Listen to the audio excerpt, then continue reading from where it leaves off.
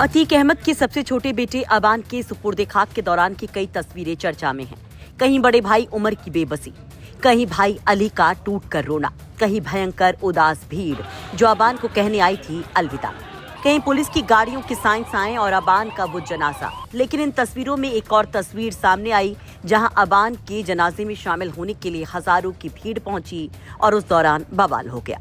दरअसल एक और अबान के सुपुर्दे खाक की आखिरी तैयारियां चल रही थी। लखनऊ जेल से अबान के सबसे बड़े भाई उमर की गाड़ी पहुंच चुकी थी कसारी मसारी के कब्रिस्तान। प्रिजनर्स वैन में उसे बैठाए रखा गया था। इंतजार था अबान के दूसरे बड़े भैया अली का। इंतजार था कि अली के आते ही अबान पहुंच जाएगा कब्रिस्तान। इधर ये सब चल रहा था, उधर कब्रिस्तान में लोगों की भीड़ बढ़ती ही जा रही थी और इस भीड़ को कंट्रोल करने में लगे थे पुलिस वाले। कब्रिस्तान के मेन गेट पर लगाई गई थी बैरिकेडिंग, लेकिन अचानक से लोगों की भीड़ आती है और कब्रिस्तान में घुसने की कोशिश करती है। पुलिस बैरिकेड भी तोड़ देती है ये भीड़। ऐसे में बेकाबू भीड़ को कंट्रोल करने के लिए पुलिस लोगों को खदेड़ती है। तस्वीरों में दिखाई देता है कि पुलिस लोगों को भगाती है, धकियाती है। राइफल के बट से भी पुलिस इन लोगों को धकेलती नजर आती है। इस दौरान वहां खड़े एक शख्स को पुलिस वाला थप्पड़ भी मार देता है।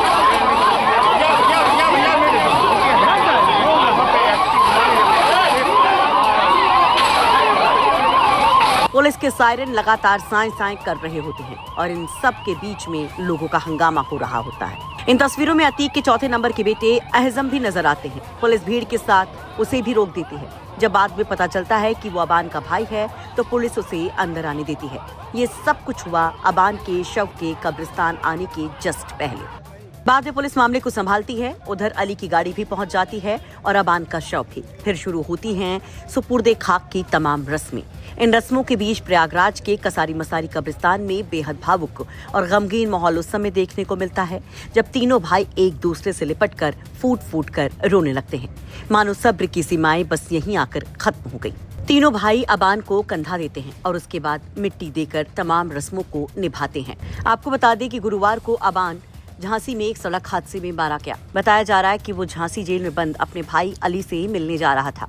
इस दौरान उसकी कार कंट्रोल खो बैठती है और डिवाइडर से टकरा जाती है, जिसमें अली और उसका दोस्त सोनू मारे जाते हैं। और जैसे ये खबर झांसी जेल से लेकर लखनऊ जेल और प्रयागराज तक पहुंचती है, मानो हर तरफ कोहराम मच जाता है। अतीक अहमद का सबसे छोटा बेटा था अबान और उसका काफी लाडला भी। ऐसे में जब अबान को अंतिम विदाई दी गई तो मानो पूरा का पूरा प्रयागराज ही वहाँ पर उमड़ पड़ा। अब इन भीड़ की तस्वीरों को लेकर भी लोग तमाम तरह के दावे कर रहे हैं।